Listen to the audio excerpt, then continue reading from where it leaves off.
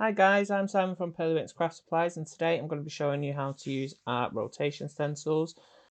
So I'm just starting off with our background stencil that is launching on Hobby Maker on the 17th of this month, which is May.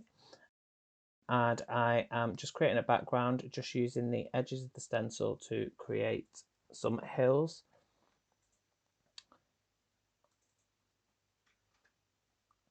Just swiping up from the bottom of the card using my blending brush, which is creating a grass type look, which is just going to save time adding a stamp or stenciling that in. And I'm just going in with some of the smaller trees just to pop some trees in the background of the image. And then I'm grounding it off with a little bit of ink on a blending brush. I'm going to pop another tree in the background and then one just off the side of the page.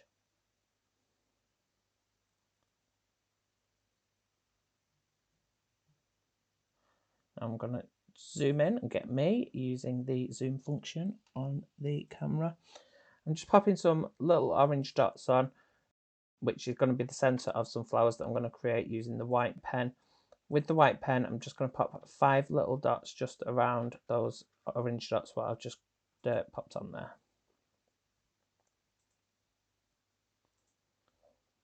At the background, I'm just doing smaller dots just to create the illusion of depth.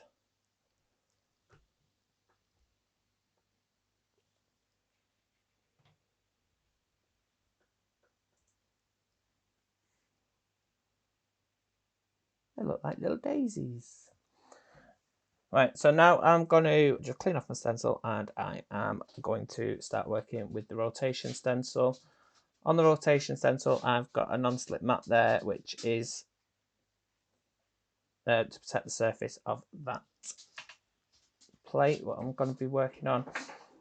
So I'm going to start in the top corner, which is the outline of the squirrel, which I'm using Sally Squirrel from our rotation stencils.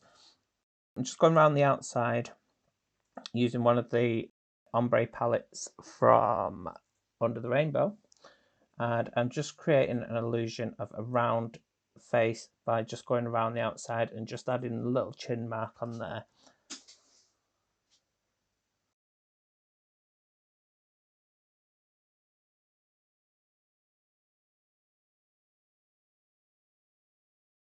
Now I'm going to go in with a white palette. I'm using the Pretty Colour Inside.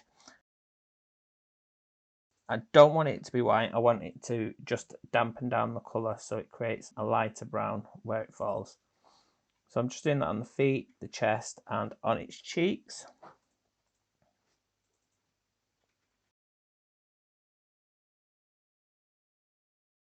And then I'm just adding in the little detail for its legs.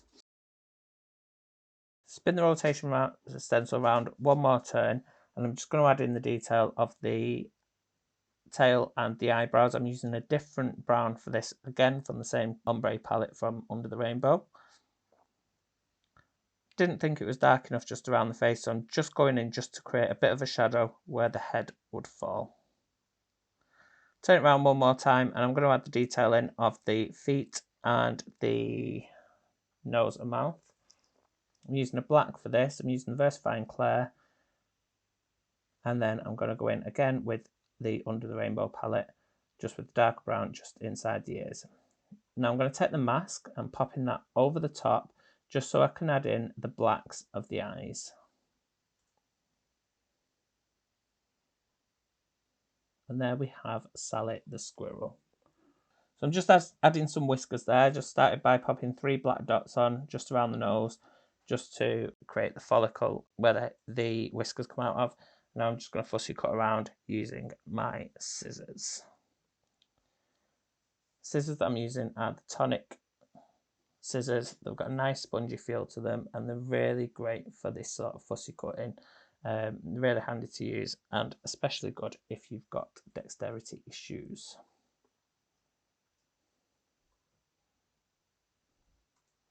So I'm turning the card. I'm not actually turning the scissors. I'm just turning the card into the scissors, and it gives you a lovely finish that could be quite similar to using a cutting machine.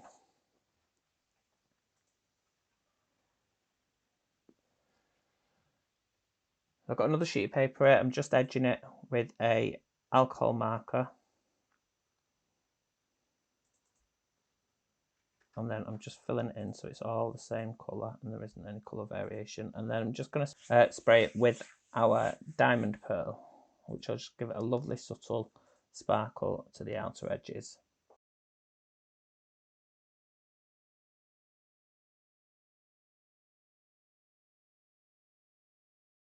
I'm getting a stamp from our Floral Minis 2 that says Happy Birthday to you, and I am using VersaFine Clay to stamp that image out.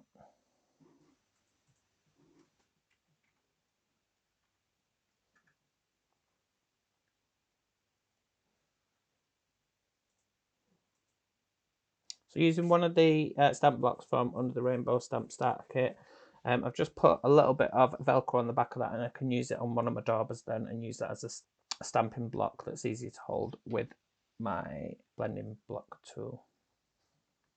I'm just going to pop in a bit of detail for the paws using a pencil.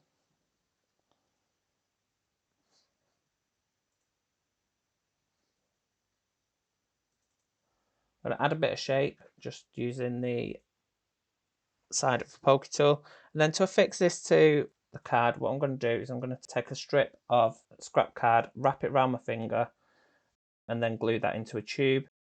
This then gives me a bit of height. Instead of using foam sticky pads and being stuck to however high they are, this will enable me to create a bit of higher lift for it.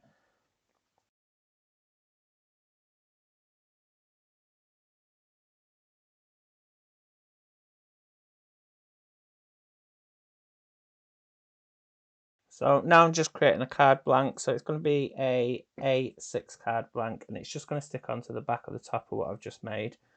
Again, just using EVA glue.